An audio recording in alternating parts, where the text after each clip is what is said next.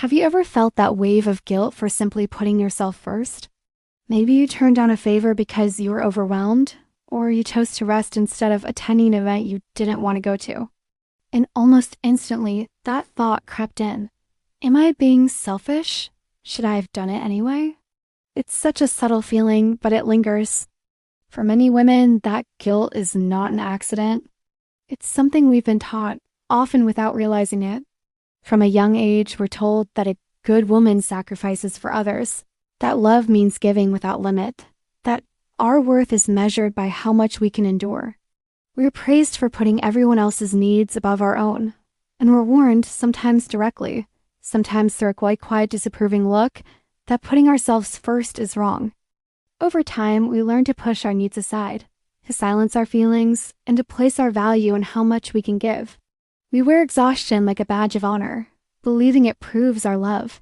And even when our body and heart are telling us we've given too much, we keep going because deep down, we're afraid that saying no or choosing ourselves will make us unworthy of love. But here's the truth that no one told us. Loving yourself is not selfish. It's not an act of taking from others. It's an act of giving to yourself so you can keep showing up with a full heart. Without self-love, even the most generous heart can run dry. Without it, love can slowly turn into resentment, burnout, and quiet sadness. Real self-love isn't about ignoring others or putting yourself above everyone else. It's about creating a healthy balance. It's about knowing your needs matter, just as much as anyone else's. It's about recognizing that you cannot pour into others from an empty cup. In this video, I'm going to show you how to fall in love with yourself in a way that feels empowering, grounded, and guilt-free. You'll see how choosing yourself can actually strengthen your relationships, deepen your joy, and make you a more loving, present person for the people who matter most. And most importantly, you'll learn how to silence that voice that tells you taking care of yourself makes you selfish. Because the truth is, you deserve to love yourself without apology. And it starts here.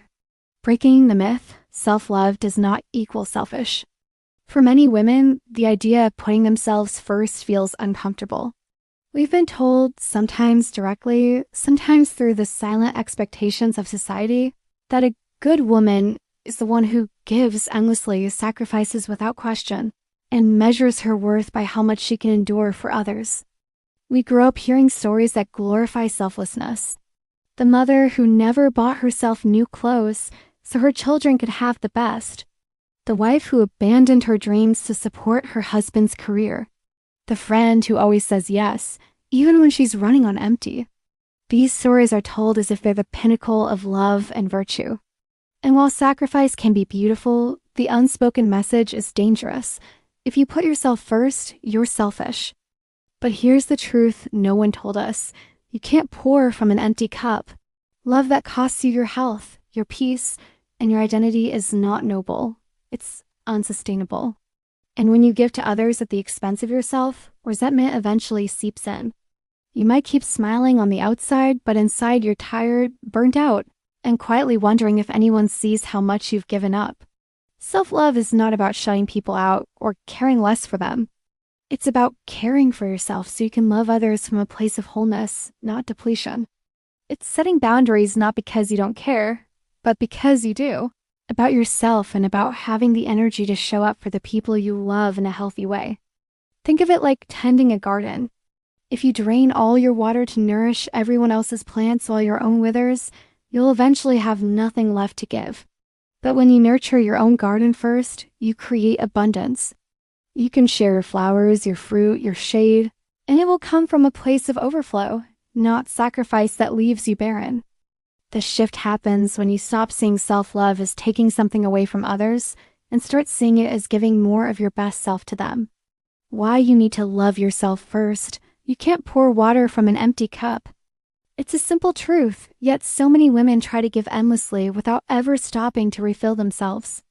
We give our time, our energy, our patience, often until there's nothing left. And then we wonder why we feel drained, resentful, or invisible. The answer is clear. When you neglect yourself, you lose the very source of the love you want to share.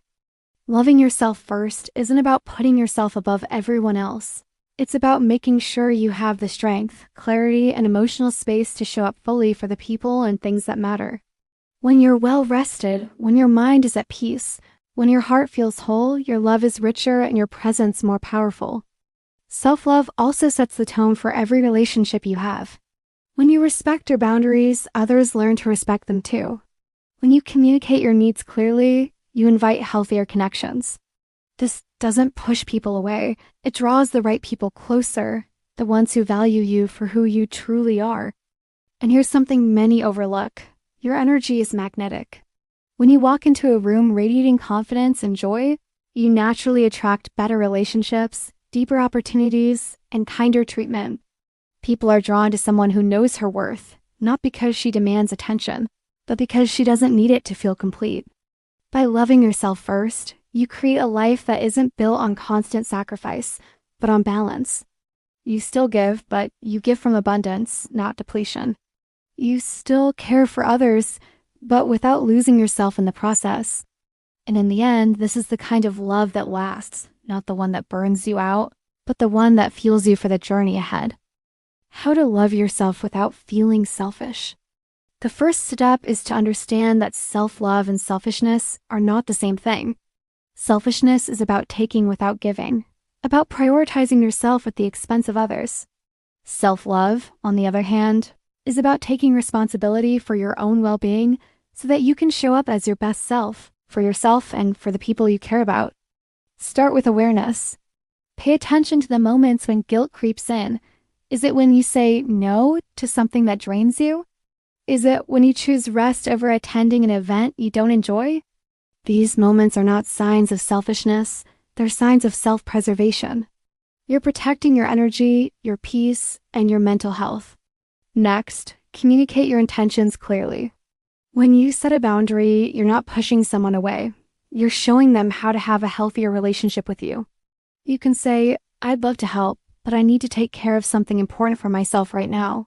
This keeps your relationships rooted in honesty and respect. Reframe the way you think about giving. True generosity doesn't come from constant sacrifice, it comes from overflow. If your own cup is full, you can pour into others without feeling resentful or depleted. This is why taking time for yourself, whether it's reading a book, going for a walk, or simply resting, is not indulgence. It's maintenance. Finally, give yourself permission. Permission to rest without justifying it. Permission to prioritize your dreams without apologizing. Permission to believe that your needs matter just as much as anyone else's. When you stop equating self-love with selfishness, you free yourself from the invisible guilt that's been holding you back. You start making choices not out of fear of judgment, but from a place of clarity and strength. And in that space, you'll find that loving yourself doesn't take away from anyone else. It makes you a better partner, friend, daughter, and woman. Overcoming the guilt of self-love. One of the hardest parts of practicing self-love is not the act itself, it's the guilt that comes with it. For many women, saying no feels like letting someone down. Choosing yourself feels like breaking an unspoken rule that says you should always put others first. But here's a truth that can change everything. Saying no to others is often saying yes to yourself. When you decline something that drains your time, energy, or peace, you're making space for what truly matters: your health, your dreams, and your well-being. That's not rejection. That's redirection. Think of it this way. You cannot give what you don't have. If you're exhausted, resentful, or running on empty, you're not showing up for the people you love in the way they deserve. But when you prioritize yourself, you refill your own cup, so you have more love, patience, and energy to share. This shift in perspective is powerful. It turns self-care from a selfish act into an act of service. It reminds you that your loved ones benefit when you're at your best. Choosing rest today might mean you can give more fully tomorrow. Choosing to protect your boundaries now might mean your relationships last longer and feel healthier. And when the guilt starts to creep in, repeat this to yourself. Self-love is not a betrayal of others. It's a gift to both you and them. Let those words sink in. They're a reminder that by honoring yourself, you're setting the tone for how others should treat you. And that's one of the most loving things you can do for everyone involved. Over time, the guilt will fade, replaced by quiet confidence.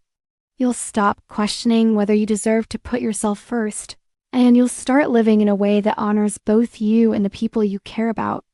Because self-love doesn't take away from the world, it adds to it. You are not selfish for loving yourself.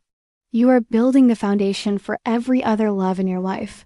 When you choose to honor your needs, protect your peace, and nurture your own growth, you're not turning away from others. You're preparing yourself to show up more fully for them. Remember, every healthy relationship begins with the relationship you have with yourself.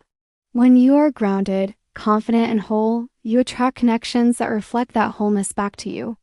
So let this be your permission to put yourself first without apology, to make choices that keep you aligned with your values, to see self-love not as an indulgence, but as a necessity.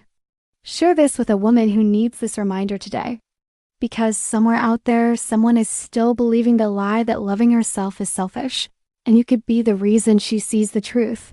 And if you want more on self-worth, emotional healing, and living as your highest self, follow Aurarise. Your journey to becoming the most radiant version of yourself starts here.